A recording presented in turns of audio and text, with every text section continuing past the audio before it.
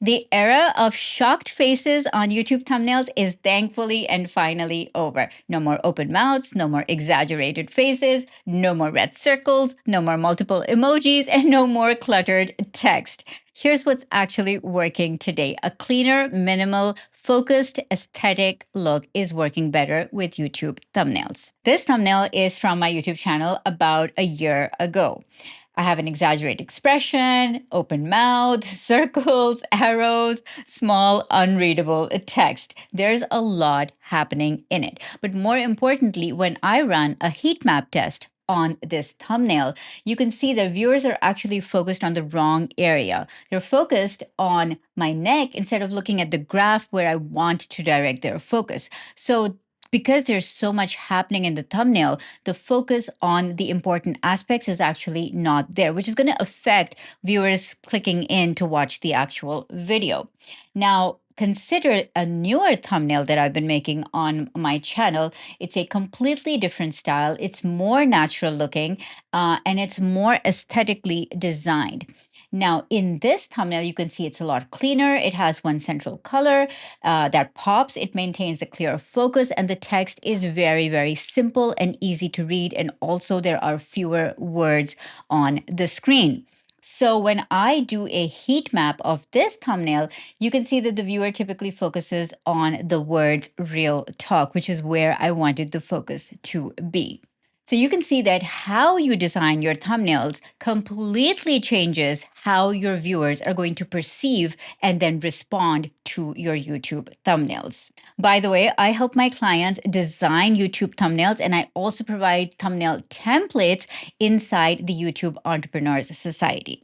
The Yes membership is the place where I share insights, custom feedbacks, templates, and resources with my members. So if you would like some custom help for your YouTube channel, consider checking out the Yes membership. I'll place a link down in the description below. So, what prompted this new thumbnail psychology on YouTube? So, I actually went viral on Threads when I talked about the thumbnail evolution that is currently happening on YouTube. So, my post got 229,000 views, a ton of likes and comments, and debate happening inside that thread. And what I saw, what people were actually saying was they're actually sick of the exaggerated, slightly manipulated version of thumbnails that we have been seeing on YouTube. And honestly, so am I. So a lot of comments that came in were talking about how they seem manipulative, they seem exaggerated, they seem completely unnecessary.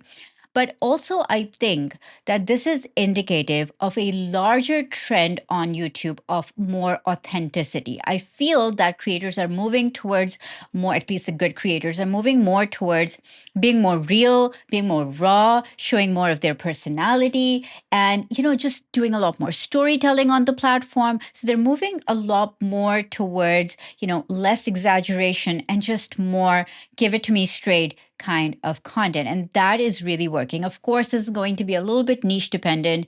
It depends what niche you're in and what style is working in your niche. So if you see this style, this raw, authentic, simpler version happening in your niche, let me know in the comments below. If you see some other style happening in your niche more, let me know in the comments below. What is the predominant style in your niche that you are currently seeing?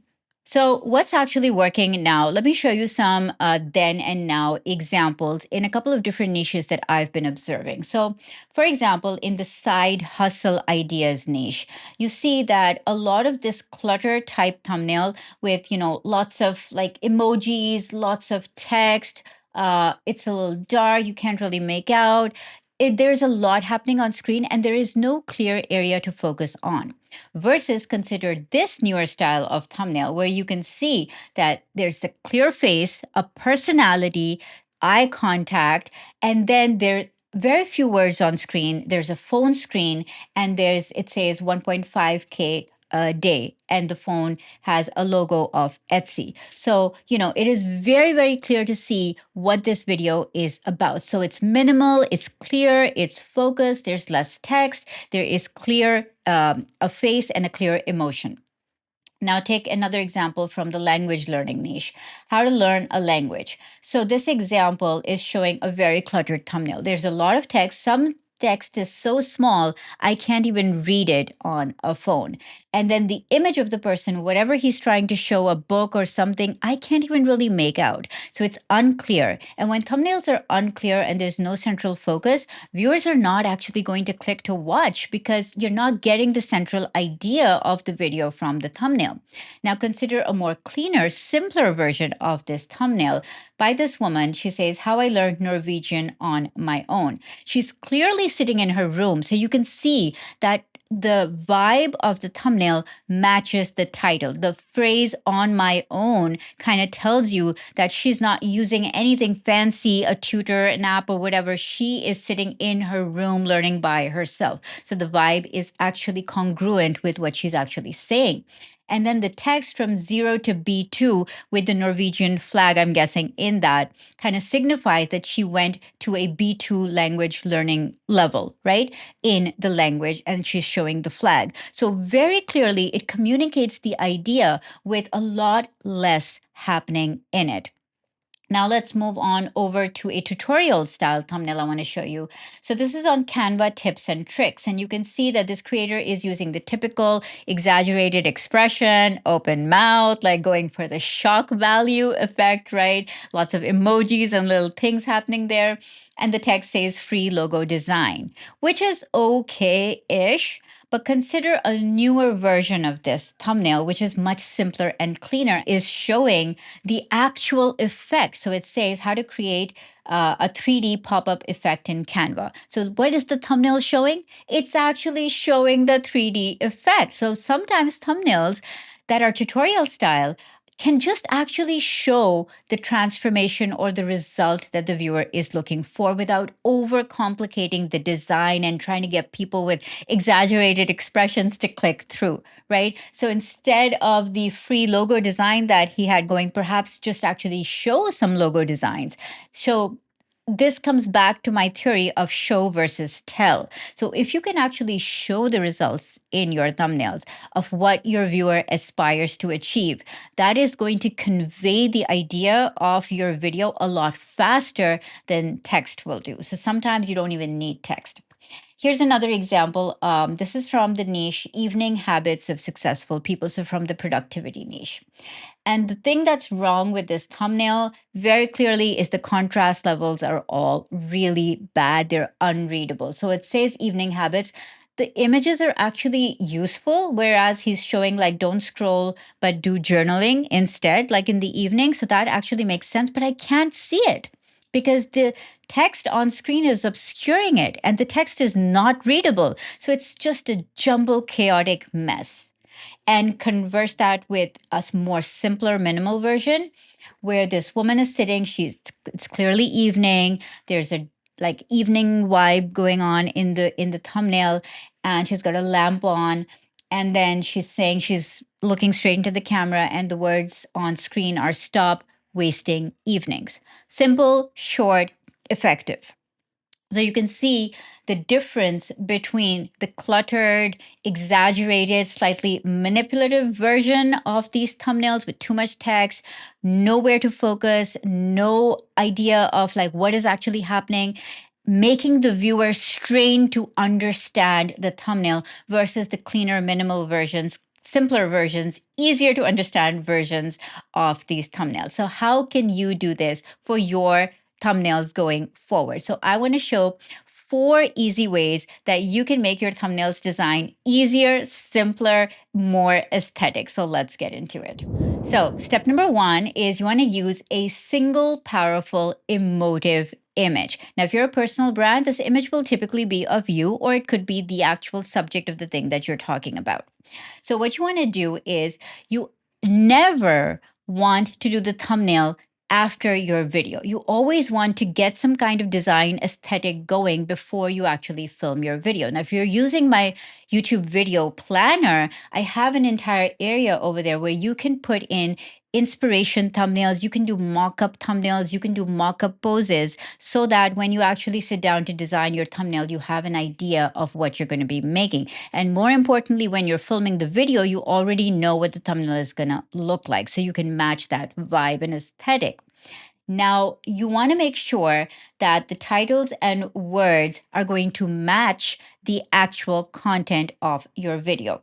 Now, when you are filming poses and when you're taking pictures, you want to make sure that your pose is either a mid shot or a close up. And please take multiple photos with multiple different expressions, depending on the words that you're planning to use. This is where planning is really, really important, right? You want to make sure that your expressions are going to match the words that are going to come on screen. So take a variety of poses and always make sure that you are taking thumbnail poses in good lighting. You can use that going forward to make your thumbnails really bright and clear.